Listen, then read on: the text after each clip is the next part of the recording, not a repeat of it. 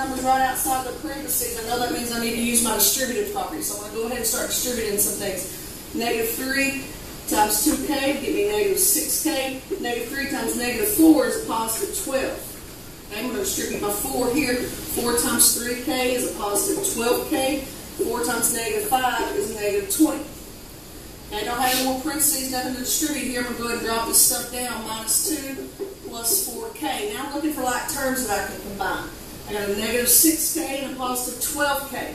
Well, that gets me 6k. So then I got 6k to combine with that 4k. 6k and 4k is 10k. Wish I had that money. Constants, plain old numbers. I've got a positive 12 and a -20. 12 minus 20, I believe that's -8. And then -8 minus 2, -10. Can I simplify that any further? Is that 0? Is 10 minus 10 is 0? No. This term's got a k, not like terms. Can't subtract them. That's your final answer. Alright, most everybody had the 10k, but the people that missed it missed on the -10. So,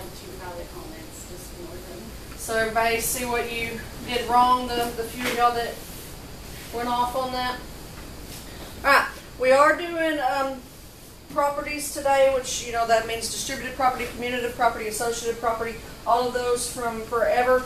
And I always teach this lesson a million different ways. I never can, because to me it's not my favorite to teach. It's a little, you just got to remember what the properties mean and what to do with them. So the way I decided that we're going to do it today, I've got a short video that I didn't make. It's made by somebody else, and they're a little bit cheesy on it. It's not anybody that we've ever watched in math before. It's a new one. But they're a little bit cheesy, I know, but they do give you notes and examples of each kind of property. So that's what you're going to do as we watch the video. You've got your property notes, and you're going to label the name of the property and get the examples and just take the notes along with them. Okay? Then we'll discuss anything that we didn't understand and get it all cleaned up. So everybody good? Alrighty. Get that.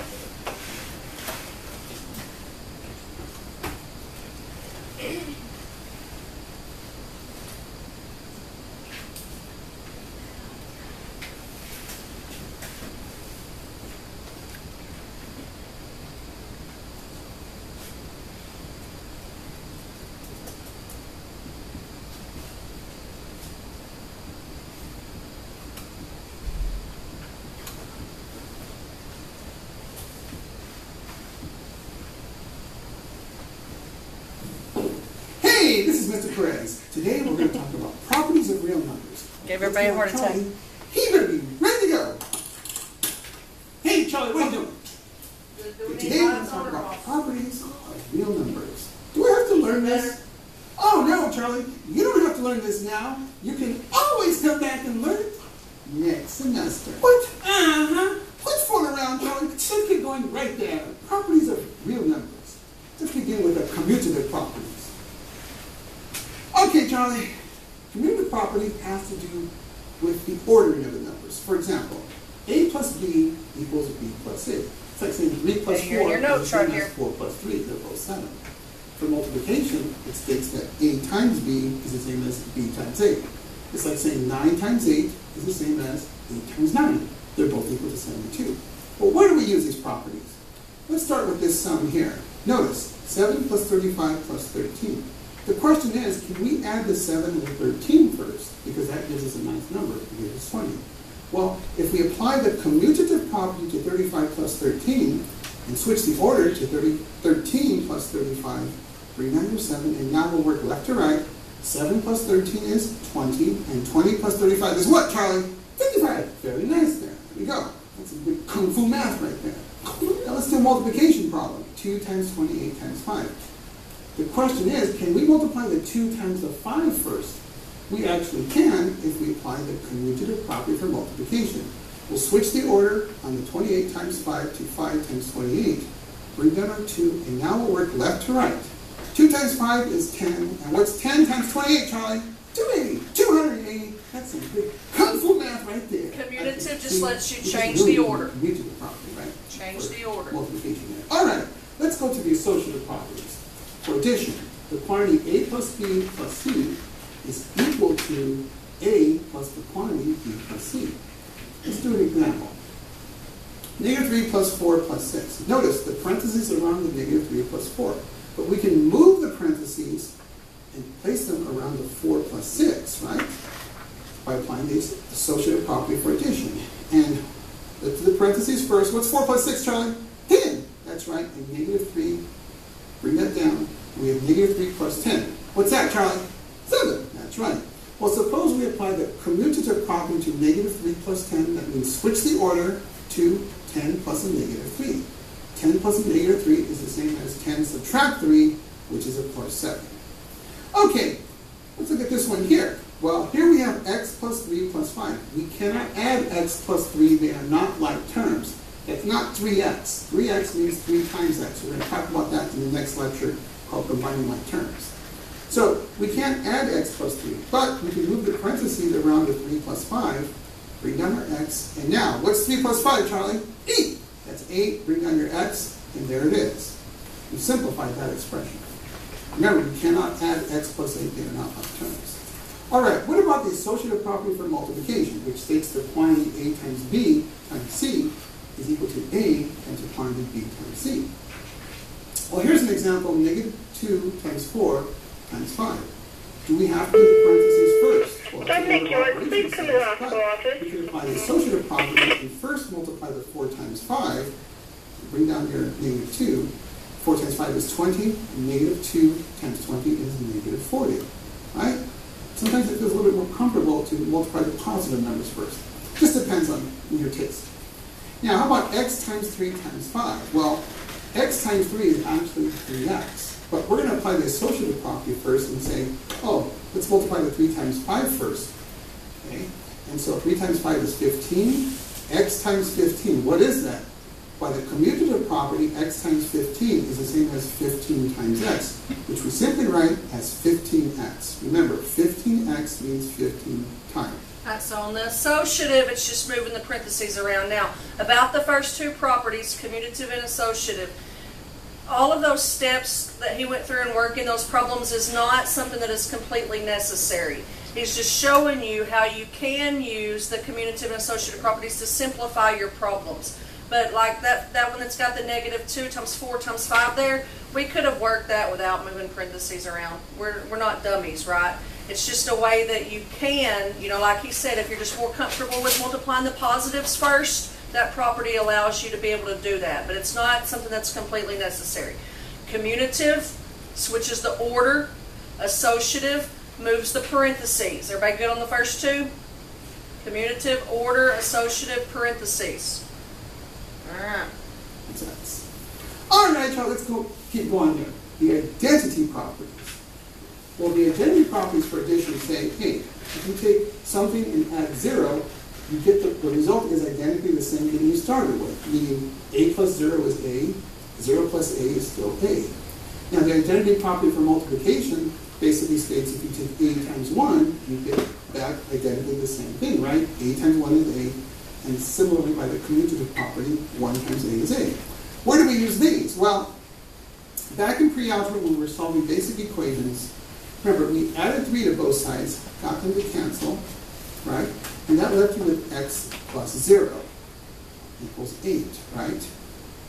So, x plus 0 by the identity property for addition is x. That's why you added 3 to both sides, because negative 3 plus 3 is 0, right? And that left you with 8. All right. Now, how about the identity properties for multiplication? We use those when we change denominators on fractions. For instance, with those two fractions, the LCD is 6, Charlie. Now, we're going to multiply 5 halves by 1, and we're also going to multiply 1/3 by 1, but the 1 is written in a specific form to get that lowest common denominator, right, in the denominators. So 5 halves, what do we multiply 5 halves by, Charlie, to get that LCD of 6? 3 over 3, that's right, top and bottom by 3, because 3 divided by 3 is 1, right? And for the 1/3, multiply top and bottom by what? 2 over 2. That's right. And so we get 15/6 plus 2/6, right? Which gives us 17/6. So notice each fraction was multiplied by 1 because 5 halves times 3 over 3 is 15/6. And 15/6 is identically equal to 5 halves. You just have to reduce, right? All right.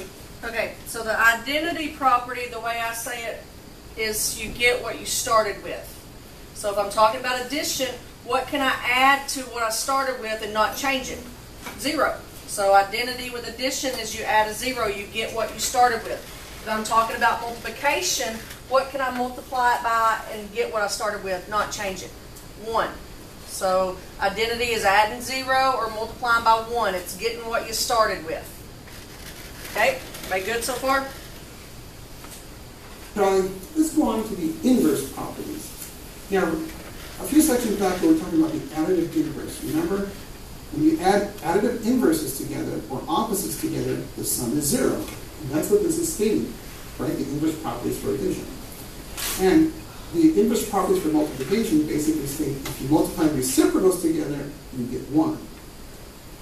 And so why do we use this? Well, let's go back to our equation. See, why did we add 3 to both sides? Because with x subtract 3, that's the same as x plus a negative 3, and the additive inverse of negative 3 is plus 3. And when you add those together, that's how we got the 0, right? So when you cancel those out, that's why you get 0, because negative 3 plus 3, those are additive inverses. That gives us 0, and x plus 0 is x by the identity property, and we get 8 for our answer, x equals 8. Now, how about the inverse properties for multiplication, the reciprocal, right? Well, 3/2 x equals 1/3. We've got to solve for x, and here we're going to multiply both sides by the reciprocal of 3/2, which is what, Charlie? 2/3. 2/3, right? Because that's going to give us the 1x, because the 2's will cancel, the 3's will cancel, remember they become 1's, and we're left with 1x. How do we write 1x, Charlie? X. That's right, just x. It's so easy, it's confusing. There's 1x. Now, the right-hand side is I got 30 next period, okay. That's why I was asking. Let's go back to our work and talk about the distributive property. All right, on the inverse, I'm just trying to give you some of my words for all of them. You can take them or leave them. But for the inverse, it's whatever it takes to get rid of it. So to make it a 0, you add the opposite. If you're multiplying and dividing, to make it cancel out, it's the reciprocal. So it's whatever it takes to get rid of it. Okay, we good so far? We're almost there. It's a very important property. This is the most useful of the whole thing. Here's the distributive property. It's generally used to remove parentheses. So keep that in mind. So here we have A times the quantity B plus C. It means A times B, we're distributing, plus A times C. Right? Okay. Well, suppose it was B plus C times A. Here we're going to kind of distribute in reverse. By multiplication, we have B times A plus C times A, right? Okay, let's do an example. Right here, 2 times x subtract 4. Order of operations says we're supposed to do the parentheses, but we cannot combine x subtract 4. They're not like terms. But we can distribute the 2 to remove the parentheses. Watch. Here we go. 2x, our operation inside the parentheses is subtraction, so we bring that down. And what's 2 times 4, Charlie? 8! That's right, so there's our answer. 2x subtract 8, those are not like terms, so we can't combine them. Now the next one, negative 2 times x subtract 4. Well, here we have negative 2 times x is a negative 2x. Our operation in the parentheses is subtraction, so we'll bring that down. And what's negative 2 times 4, Charlie? Negative 8. Negative 8. And you see, negative 2x subtract a negative 8 is the same as negative 2x plus positive 8. And that is our answer. Now, a lot of you skip that intermediate step, which is fine, as long as you truly understand what's going on. Okay. Here's another one. Negative 2 times the quantity x plus 4. Again, Please excuse the interruption. Anyone who is interested in playing softball this year, there will be a meeting today at lunch in the coach Matthew's room. Thank you. What's negative 2 times 4, Charlie? Negative 8. Negative 8, that's right. And if we add a negative 8, Charlie, that's the same as what? Subtracting 8. That's right. So our answer is negative 2x subtract 8. And that is our answer. So, if you're skipping those middle steps in those last two examples, that's fine, but think about what's going on. Anyway, that's enough for now. See? Alright, so we'll talk about some of those and draw some conclusions. Yeah, he's different.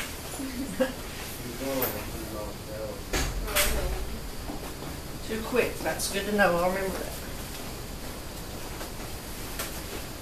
Alright.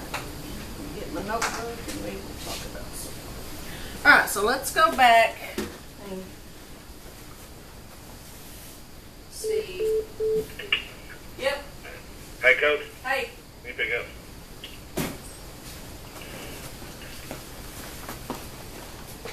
Hello? Hey. Uh-huh. Yes, it's today. Yeah. Yeah, I guess I needed to send another one, but yeah, it's today. Yeah. All right. Yeah. Yeah, I emailed her last week with them. All right. Bye. Okay. See how many more interruptions.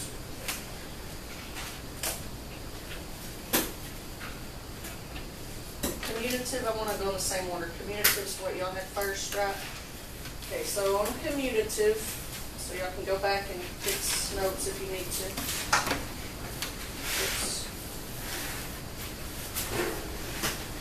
Commutative, I said it's just simply where we're switching the order. Okay, all that means we know that 4 plus 2 is the same as 2 plus 4. When you add, it can go in either order. Same with multiplication. 4 times 2 is the same as 2 times 4. Okay, commutative just lets us switch the order that way. When that might come in handy, let me give you an example here. I've got negative 2m plus 5m plus 3 minus 6m plus 8. If you were told to simplify that, the commutative property could help you to do that. If I were simplifying it on my own, I probably would not rewrite it using the commutative property. I would do like I did on that bell word, and I would just find my like terms and do it that way. But when I do that, when I'm finding my like terms, I'm actually changing the order of the problem. So I am actually using the commutative property. So we could use the commutative property here to get all our m's together, and then all of our constants together. Okay, just to reorder it. Now, not necessary, like I said, because you could just go down the row and say, here's an m, here's an m, here's an m. Do that in your head. But this is rewriting it using the commutative property. So now my m's, I got negative 2 and 5 is 3. 3 and negative 6 is negative 3. And then on my constants, 3 and 8 is just 11. So commutative property just lets you switch the order around. Okay. Then get associative next. Everybody good on commutative? Get that closed up. Associative has to do with parentheses. Lets you move the parentheses around. So if I had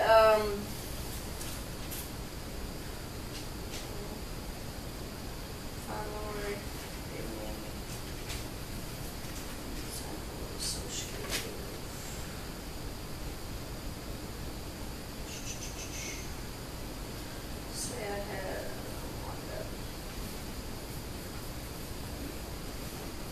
3x times 5 times y.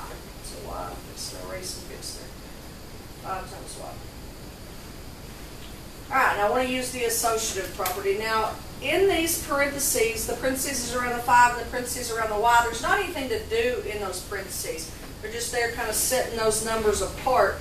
But what you could do, change what the parentheses are around just to make your numbers maybe be together, because I know I need to multiply 3 times 5, so if I could put those in a parentheses, and then I've still got a x times y, so now I just know that that's 15xy. Now, was that necessary? Heck no, but it's something that is mathematically legal and you can do.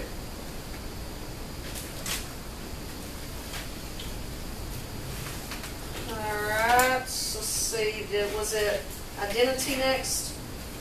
Is that what we had next? Okay, identity, that's where you get what you started with, is the way I say it. You get what you started with. The ID didn't change. So in order for that to happen with addition, it's that you just add nothing to it. And with multiplication, it's that you just multiply 1 by it. You just get what you started with.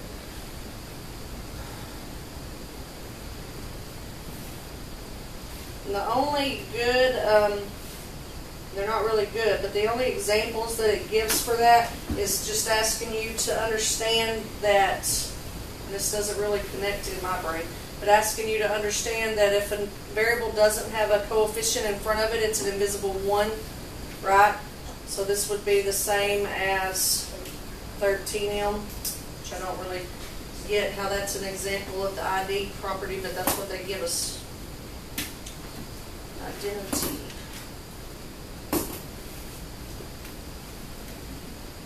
Alright. Was inverse next? I think so. Inverse. Inverse, the term inverse just means opposite, so it's always what does it take to undo. And we talked about additive inverse last week. It's just the opposite of the sign. And then multiplicative inverse, I like to use the word multiplicative, that's the reciprocal of it. So you're doing the opposite sign if it's addition, and you're doing the reciprocal if it's multiplication. So we looked at some of this last week. If I said 8 plus what is equal to 0? The negative 8. You just use the inverse. Nothing earth-shattering on that.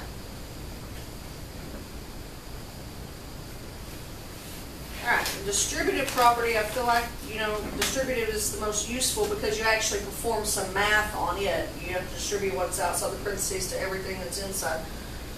So, we've practiced with it. We had it on the bell ringer a couple of times. I'll give you another distributive one real quick, and then we'll do some putting them all together. This one, we're on distributive. This one's got negative 2 times m plus 1 minus m minus 4. Alright, so using the distributive property here on that first parenthesis, we've got a negative 2 out in front. So I'm going to distribute a negative 2 to everything that's inside. So that would get me negative 2m. And then Mr. Perez on the video did it a little bit different. He went ahead and brought the plus sign down. Sometimes I do that. Sometimes I just bring down the sign that's going to end up ultimately being. And what I mean by that, negative 2 times 1 is negative 2. So I can just bring down a minus 2. Okay, now, holy cow. Reason I chose this problem is because of the second part. That second parenthesis has got a minus in front of it. So I can attack that a couple of different ways.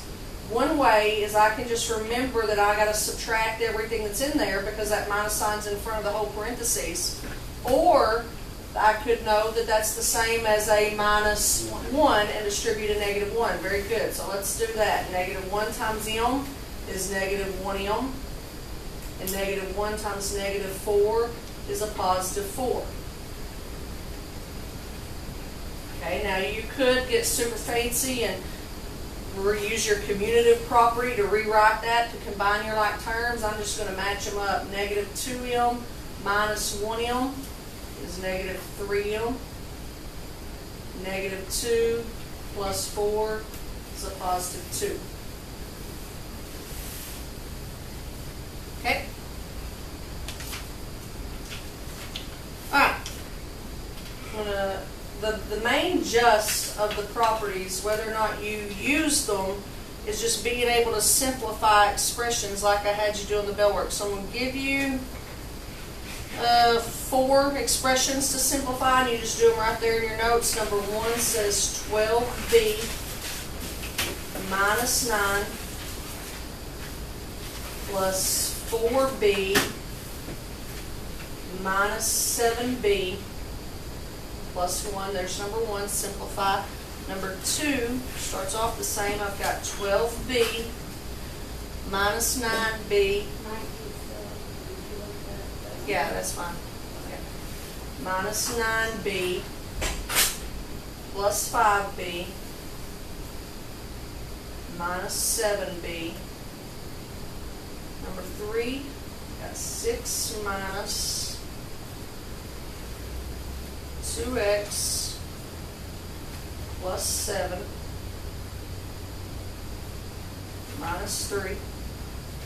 And then the last one I've just got, it's a simple one, 4m times 2m. Alright, see if you can get those four simplified. What's that mean, right? m n, 4m 2n.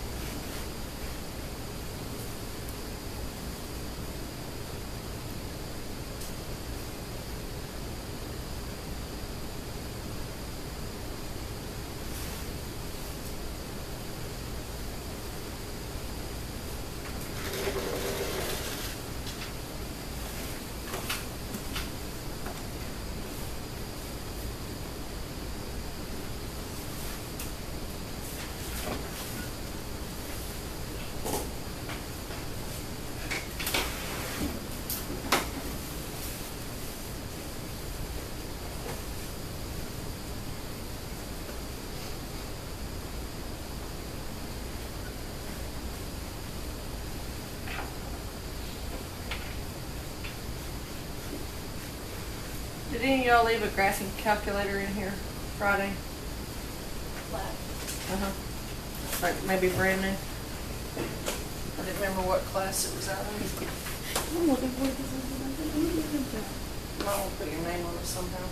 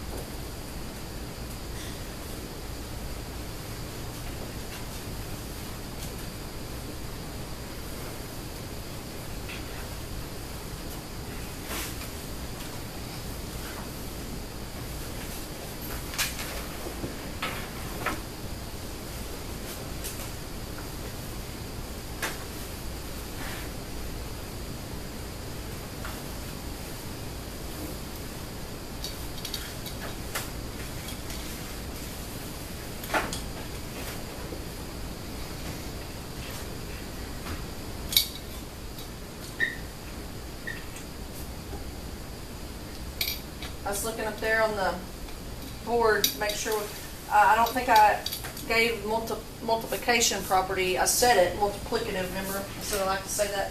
Multiplicative property, just when you multiply by 0, you get 0. That's an easy one, we know that.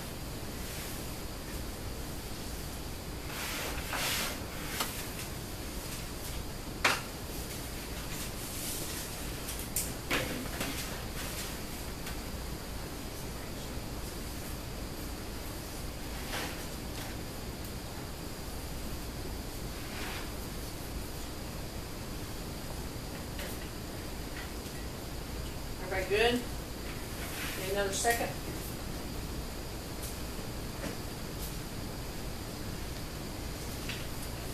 Angie, what'd you get for the first one? 9b minus 8. Everybody all right on that? 12 minus 7. Oh, I missed 4. 12 plus 4 is 16. 16 minus 7 is 9.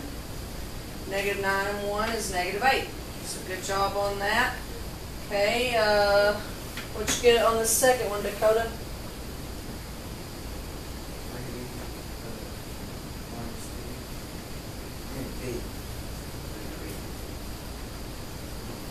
Okay, now if that's what you got, you can simplify that. Right, because what's 3 of them minus 1 of them?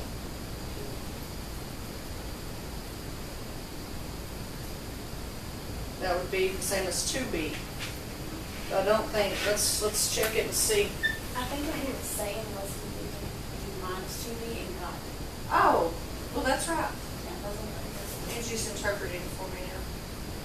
Is that what you meant, Dakota? I'm sorry. I'm a bad teacher.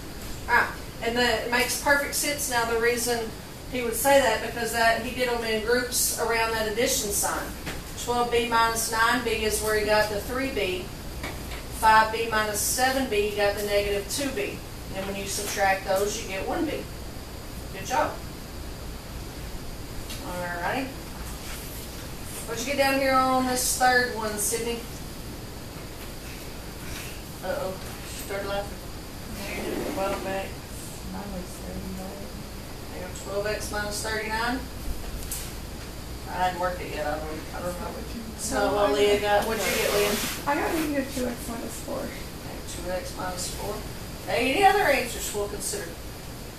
So it's going to be one of those two? Alright, say that again, Devin. Oh. Alright. 6 minus 7. I do 6 minus 7. Everybody see that? Why I said the minus 6 minus 7.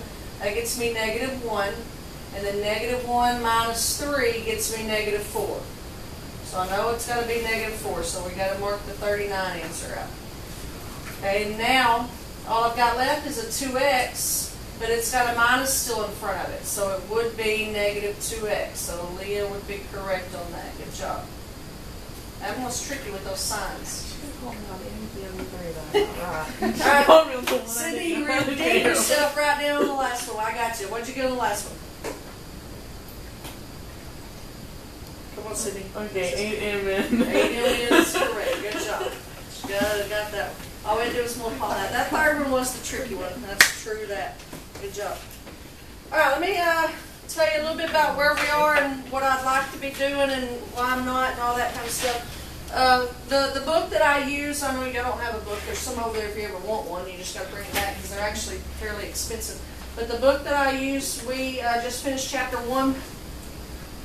So we're going to be talking about having a test here pretty soon. I don't know why they do this, but they do. Our technology department at the school baffles me. But every summer they clear all our computers out. Which is fine, because I can back my stuff up in the cloud and the drive, and that doesn't bother me. But they take programs off that I've installed. So like the program that I've installed that prints tests for this, they've taken off. Then they have it set up so that I can't install the program back. They have to come put the password in for me to be able to install the program. Well, I asked during the summer, we have to send a work order. I sent my work order during the summer to put that stupid program back on, and they haven't put it back on yet. So I haven't been able to print that test yet. I do have last year's, so if it keeps taking them forever, I'll just reuse last year's, but that's where we are. We'll be reviewing for a test and having a test this week. I'll tell you, I actually had planned, and we'll see if it happens or not. I actually have planned to have the test on Thursday. We'll see. But that's what I have written in my lesson plan, so we'll see. Okay, that will give us tomorrow and Wednesday to review it all a little bit. It's been easy. It won't be hard to review, but that's the plan, Stan. Everybody good? All right.